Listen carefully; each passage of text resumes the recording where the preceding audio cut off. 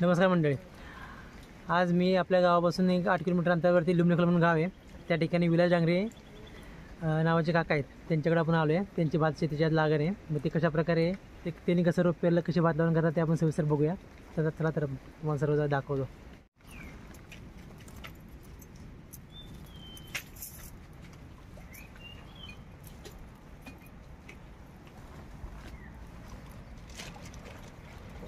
आता हे जे रोप उगवलं आहे त्याविषयी माहिती आपले विलास डांगरे काका आहेत ना, ते तुम्हाला सर्व सविस्तर माहिती सांगतील. ते आपण कोयापीठवर रोप केलेलं आहे तयार.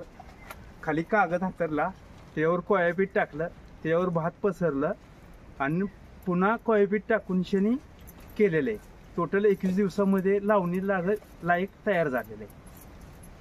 बघा, कोकोपीठावरती तयार केलेलं मी नारळाचा किस असतो ना त्यावरती हे रोप केलेलं आहे. बघा कशा प्रकारे तयार झालं. बघा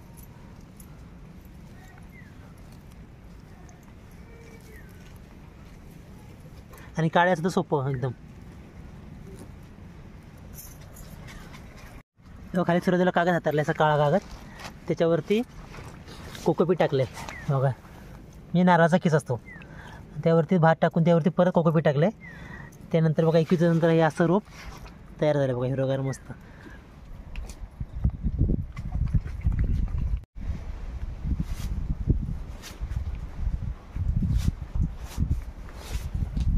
अगदी मस्त वासर आहेत. काका यांचे नाव काय हो? आनंदी आणि चतुर्थी. बघा या आनंदी आणि चतुर्थी. या आनंद चतुर्थी दिवशी या दोघांना आणलं ना, त्यामुळे याचं नाव आहे आनंदी आणि याचं नाव आहे चतुर्थी. किती मस्त.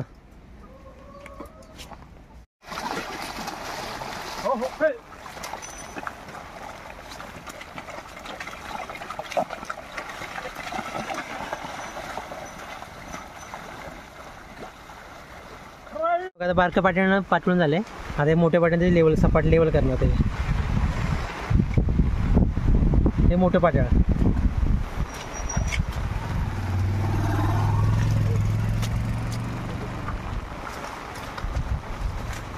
आता हे पाट्याळ झुपायचं. आणि हा बघा आदित्य शिंदे वडगावमधल्या वाडीतला आहे. हे 10वी पास झालं पण पूर्ण शेतीचं त्याला पूर्ण माहिती आहे. हे बघा पाट्याळ झुपायचं चाललंय.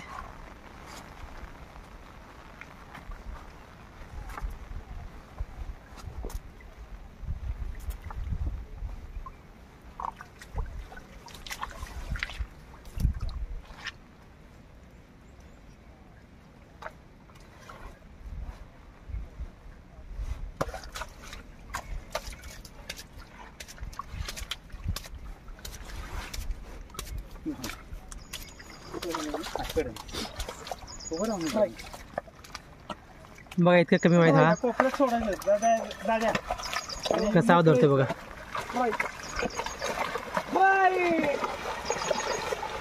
इथं हुशार मुलगा आदित्य शिंदे.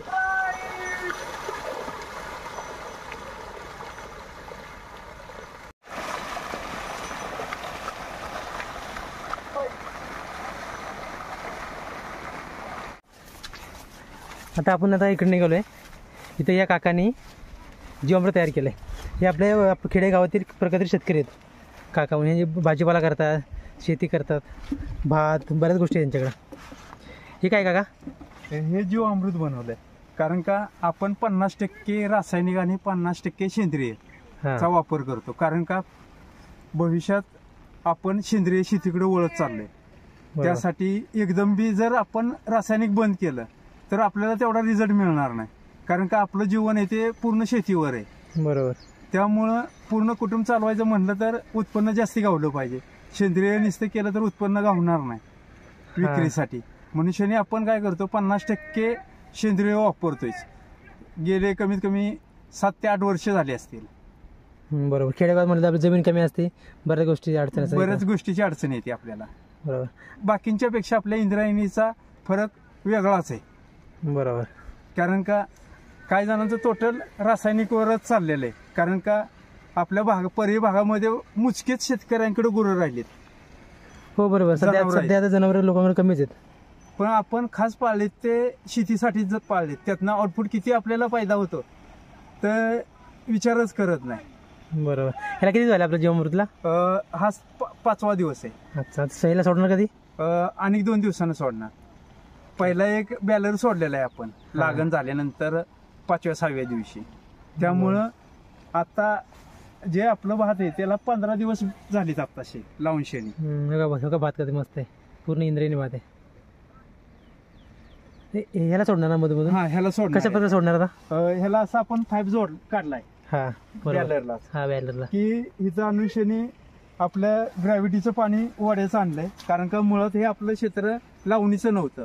हा, हे आपण 4-5 वर्ष झालं लावणीचंच केलंय. कारण का मनुष्यबळ बी कमी पडते. भांगलन म्हटलं की त्याला कमीत कमी 2 ते 3 वेळा भांगलायला लागतं. हा. तर एकदा चिखल केला, आता एकदा हात फिरवला माणसं 2 धरून शेणी लावणीतनं की गवत कमी असतं. बरोबर. आणि आपण सेंद्रिय सोडतो लगेच. त्यामुळं काय होतंय, जोमाने भात येते. एकदा पालवी फुटली की गवत त्याला जोमच येऊन देत नाही. बरोबर. चांगली पद्धत आहे तुमची. हा बघा तिथे बैलाचं सोडते बिंदास.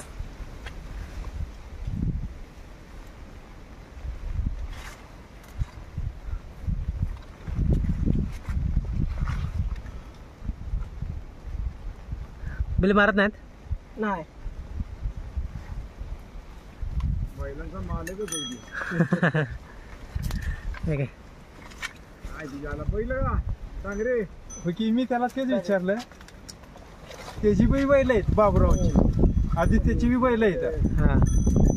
पण त्याची बैल बारीक म्हणजे वासरं असल्यामुळं खोंड, हा. त्यामुळं तानाबाची बैल आणली आहे. ती बी बैल तो सोडतोय. आणि बघा. मालक सोडित असताना ती बैल सोडताना जो घेऊन पळून जाते. हा. पण हा सोडतोय तरी पळून जात नाही. एवढं वैशिष्ट्य आहे त्याचे. बरोबर. भारी आहे, हुशारच आहे खरंच आदित्य. कुठं बांधायला कुठं. मग आता भात लावण्यास सुरुवात करते ते. बघा आता भात लागण चालू झाले, लोक भात लावत आहेत. आता हे आपले कृषी अधिकारी आहेत कुरियर साहेब, ते आपल्याला सांगतील ह्याच्याविषयी माहिती सांगतील. मी सहाय्यक कृषी अधिकारी वडगाव. आज या ठिकाणी आपण लुमणेखोल या गावामध्ये लुमणेखोल गावचे प्रगतशील शेतकरी विलास डांगरे यांच्या शेतावर आज आपण या ठिकाणी भात लावणीचं प्रात्यक्षिक आयोजित केलेलं आहे.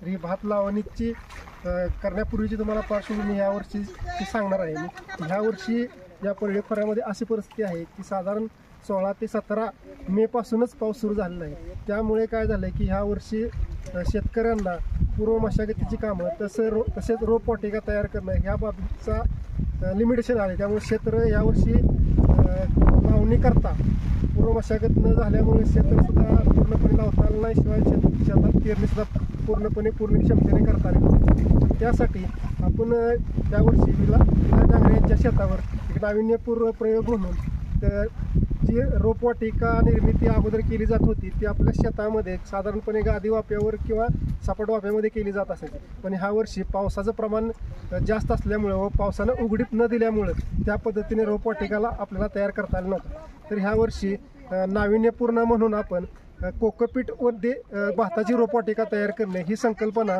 या भागामध्ये चालू केलेली आहे. तसेच ह्या भागामध्ये लुमणेखोल असेल, सावले असेल, कुरुलबाजी असेल ह्या गावामध्ये सध्या भात रोपवाटिका ह्या कोकोपीटमध्ये तयार झालेल्या आहेत. आणि त्याच्यामुळे थोडाफार प्रमाणात का होईना भाताचे क्षेत्र या भागामध्ये भाताची रोपं निर्मिती झाल्यामुळे क्षेत्र लावणीसाठी रोप उपलब्ध झाले. आता माझ्या हातामध्ये जे रोप दिसतं आहे ते कोकोपीटमध्येच तयार झालेलं आहे. तर त्यासाठी काय केलं आहे आपण की उघड्यावरतीच प्लास्टिकचा पेपर हातरून साधारण 1 इंच थर कोकोपीटचा देऊन त्याच्यामध्ये साधारण दापक पद्धतीनं मोड आलेले बियाणं टाकून त्याच्यामध्ये रोप निर्मिती तयार करून अशा पद्धतीचे रोप तयार झालेले आहेत. आणि ह्या रोप निर्मितीपासून आपण या ठिकाणी बघतात की 4 सूत्री पद्धतीनं जी आपली 15 बाय 25 सेंटीमीटरवरची लागवड आहे ती लागवड या ठिकाणी चालू आहे. तर 4 सूत्री पद्धतीमध्ये काय आहे की 4 सूत्रीमध्ये 4 सूत्र आहेत. तर ती 4 सूत्रे काय आहेत तर ज्यावेळेस आपण लागवड करण्यापूर्वी असेल तर ज्याच्यामध्ये हिरवळी खताचा वापर हे एक पहिलं सूत्र आहे. त्याच्यामध्ये चिकलणी करत असताना आपण ग्लिरिसिडिया किंवा ताग, दह्यांच्या ह्यासारख्या पिकाची चिखलामध्ये गाडणी करत असतो. त्यानंतरचं रोपवाटिका तयार करत असताना जी पूर्वीच्या पिकाचं जे तूस आहे ते तूस जाळून रोपवाटिका तयार करत असताना आपण त्या तुसाची राख की जेणेकरून रोपे सशक्त व्हावी म्हणून या ठिकाणी तुसाची राख वापरतो. आणि तिसरं सूत्र असं आहे की 15 बाय 25 सेंटीमीटरवरती नियंत्रित प्रकारची लागवड करायची. नियंत्रित प्रकारचा आपण बघतो ही दोरी तयार केली आहे, त्याच्यामध्ये खुणा केल्या आहेत 15 आणि 25 सेंटीमीटरच्या लांबीच्या ह्या ठिकाणी खुणा केल्या आहेत. तर त्याच्याप्रमाणेच ह्या ठिकाणी लागवड चालू आहे. आणि ह्यातलं शेवटचं जे चौथं सूत्र आहे त्याच्यामध्ये जी 4 चुडा आहे त्या 4 चुडाच्या मध्ये युरिया DAPची मिश्रण असलेली गोळी 1-2 दिवसांनी थोडासा चिकन आळणी झाली की त्याच्यामध्ये खावायची. खावल्यानंतर तो युरिया आणि DAP असेल ही ह्यातमध्ये पाणी असल्यामुळे थोडं थोडं जे पिकाला आवश्यक आहे त्याप्रमाणे त्या मिळत राहतं आणि पिकाची वाढ आणि फुटवा आपल्याला चांगल्या प्रकारे या ठिकाणी मिळू शकतो.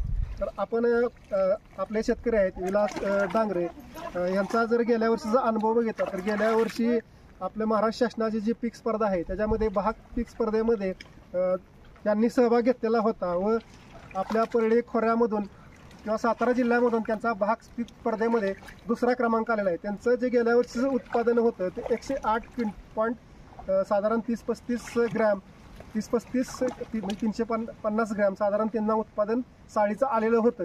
आता ह्या वर्षीपासून पुढे त्यांचा राज्यस्तरावर चमकण्याचा मनोदय आहे.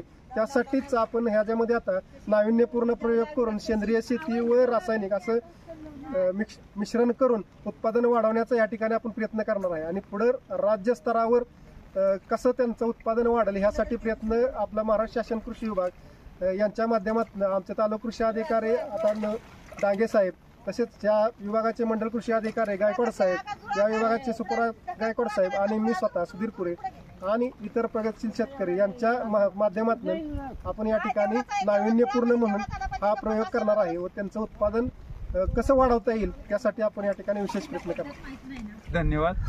कारण आज सुमित जांभळे यांनी चालू केलेला चॅनल आणि त्यांची बी शेतकरी म्हणून शनी एक स्ट्रॉबेरी असो बांबू लागवड ह्याच्यामध्ये सातत्यानं धावपळ असते आणि त्यातनं वेळ दिल्याबद्दल त्यांचे मनपूर्वक आभार. धन्यवाद. ते वरती करा जरा याला असे काटे लावले ना. किती सेंटीमीटर अंतर आहे हे 15 आणि हे 25. 15 जास्त आहे का? 2 रोपामधील 15 सेंटीमीटर आणि 2 वेळेमधील 25. आणि ज्यावेळेस आपण चौथा सूत्र म्हणलं ना युरिया ब्रिकेट त्या 4 चुडाच्या मध्ये आपण ब्रिकेटची गोळी खावणार आहेत असं. हा बरोबर. असं 4च्या मध्ये त्यांना ते खत रिलीज होत राहणार थोडं पिकाला आणि त्यामुळे पिकाला फुटवा चांगला निघेल आणि पुढे जाऊन त्याचं उत्पादन चांगलं निघतं. बरोबर, चांगली पद्धत आहे. अंदाज 10 मे पासून पावसानं सुरुवात केली होती. ते उघडीपच न मिळाल्यामुळं भाताच्या रोपाची अडचण भासल्यामुळं कृषी सहाय्यक च्या सहकार्यानं कोळ्यापीठवर रोप तयार करण्यासाठी वडगाव सजाचे कृषी सहाय्यक खुरे साहेब यांनी मोलाचं सहकार्य केलं आणि आज त्याची लागण आहे. पूर्ण ते तालुका ऑफिसचं सजाचं काम करून आपल्या सजामध्ये वेळोवेळी शेतकऱ्यांना जी अडचण भासेल तिथं सहकार्य करणारे आमचे खुरे साहेब, त्यांच्यावर आलेले पवार साहेब आणि सातारा तालुका कृषी मंडल अधिकारी सजाचे मंडल अधिकारी यांनी मोलाचं सहकार्य केलं. त्यामुळं आज माझं क्षेत्र कमीत कमी 20 गुंठ तरी लागून निघेल त्या कोळ्यापीठच्या रोपावर.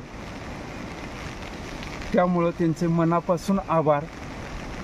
वेळोवेळी त्यांना केव्हाही फोन केला तरी सजात ऑफिसमधलं काम करून प्रत्येक शेतकऱ्याला सहकार्य करणारे असे आमचे खुरे साहेब, त्यांना नुसतं ऑफिसचं काम कमी करून सजामध्येच काम करण्याची संधी मिळावी ही आमच्या सर्व शेतकऱ्यांकडून विनंती राहील. ते आज लागणीसाठी स्वतः इथे येऊन शनी 4 सूत्री पद्धतीनं कसं लावलं पाहिजे हे स्वतः दाखवण्याचं काम केलं. त्याबद्दल बी त्यांचे आभार. एवढे बोलून मी थांबतो. पाऊस पडतो जिरीमिरी जिरीमिरी, पाऊस पडतो जिरीमिरी, पाऊस पडतो जिरीमिरी.